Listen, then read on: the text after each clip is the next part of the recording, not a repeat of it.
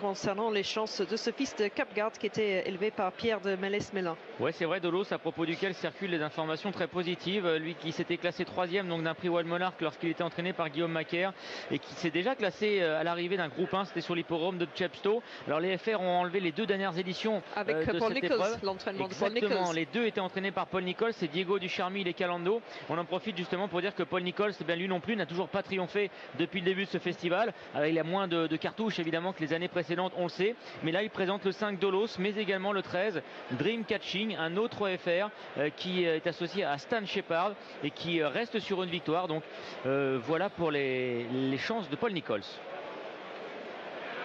Les chevaux qui vont pas tarder à partir, c'est encore la courte distance de 3200 mètres. Ce sont des chevaux un petit peu de la même catégorie du Triumph Hurdle. Le Triumph Hurdle, c'est le groupe 1 qui va se disputer vendredi pour les 4 ans. Ici, c'est une épreuve de handicap réservée aux 4 ans sur la courte distance. Allez, le départ est proche.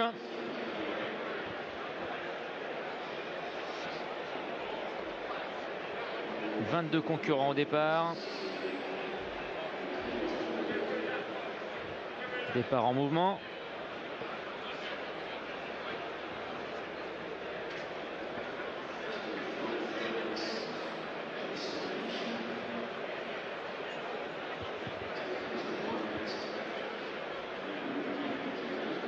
Le Kazakh de JP McManus, encore une fois représenté ici avec le numéro 2 Project Blue Book. Un FR entraîné par John Quinn, élevé par le Haras de la Pérelle. L'un des favoris ici, c'est le numéro 4 Long Call, associé à Davy Russell, un fils d'Autorized qui lui a été élevé en Angleterre.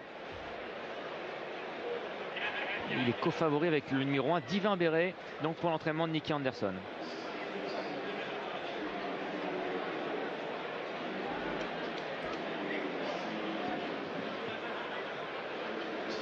Allez, tout le monde se présente devant les élastiques. Alors non, le starter non, ne validera pas le départ. Pour quelle raison, je ne sais pas. Il n'y avait pas de concurrent. Oui, je sais pas s'il y a un cheval. Je pense pas qu'il y ait un cheval derrière. Non, j'ai pas l'impression qu'il y avait de chevaux attardés. Pas vu de problème particulier.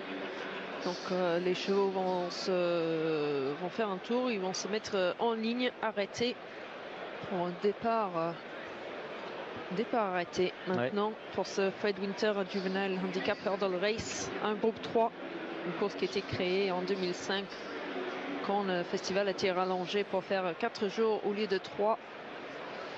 Ça rend hommage à Fred Winter qui était une légende des courses d'obstacles, multiple cravache d'or et crack entraîneur sur les obstacles britanniques dans le dernier siècle, dans le 20e siècle pour être vrai. Alors évidemment c'est toujours plus compliqué dans ces conditions. Oui, surtout avec les jeunes chevaux qui sont nombreux, qui n'ont jamais vu une ambiance comme cette ambiance de Cheltenham. Bon, ça n'a pas l'air de trop mal se passer quand même.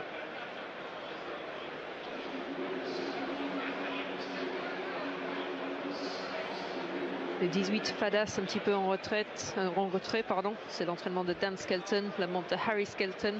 On a parlé de ce duo, ces deux frères hier, ce sont les fils de Nick Skelton, médaillé d'or au dernier JO individuellement en CSO avec son crack Big Star. C'est une famille qui adore les chevaux.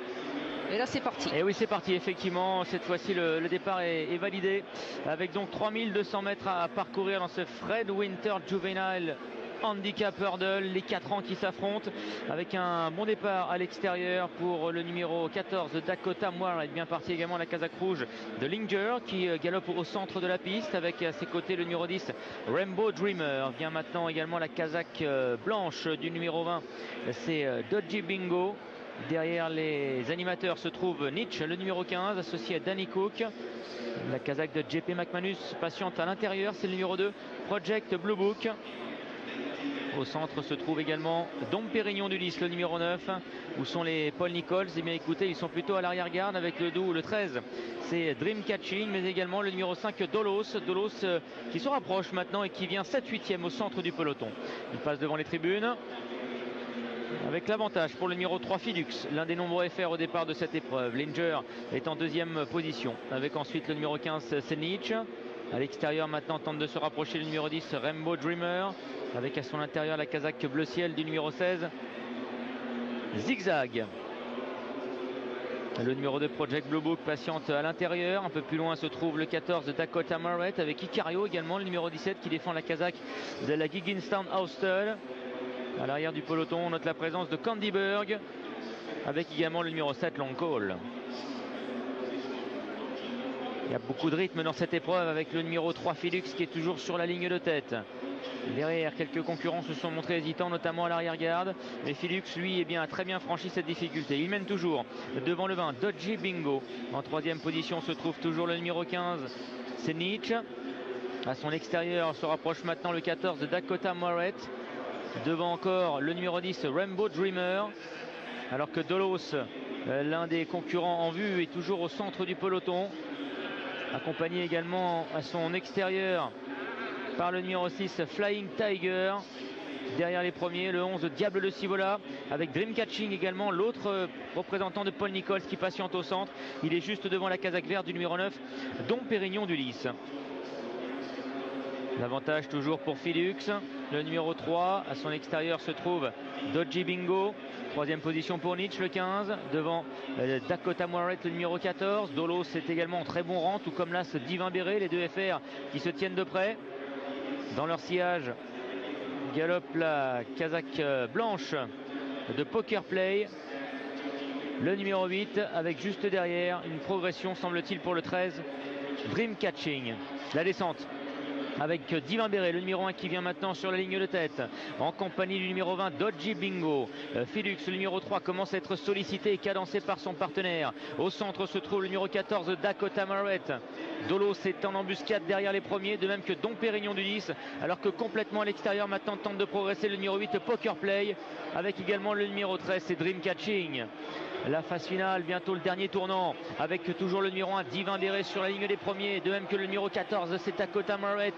Dolos qui est en 4-5e position, accompagné également par le numéro 10 Rainbow Dreamer. Mais c'est le 14 Dakota Moret, l'un des nombreux FR de l'épreuve, qui vient attaquer maintenant le numéro 1 Divin Béret, qui va prendre le meilleur devant Nietzsche, également le numéro 15 qui refait pas mal le terrain. Nietzsche le 15 qui vient complètement en dehors, devant là ce Divin Béret qui se défend bien, avec à l'extérieur également c'est Project Blue Book. La dernière difficulté avec Nietzsche, le numéro 15 qui a maintenant pris l'avantage, mais qui tente de résister au numéro 1 Divin Béret, alors qu'à l'intérieur on finit de mieux en mieux également avec le 6 Flying Tiger, le numéro 6 qui va finalement être le plus fort à la lutte devant là ce Divin Béret. Troisième place pour le numéro 15 Nietzsche, et la quatrième reviendra à l'élève de JP McManus, c'est le 2 Project Blue Book. Superbe arrivée. Le numéro 6 Flying Tiger, c'est l'entraînement de Nick Williams, la montre de Richard Johnson, la cravate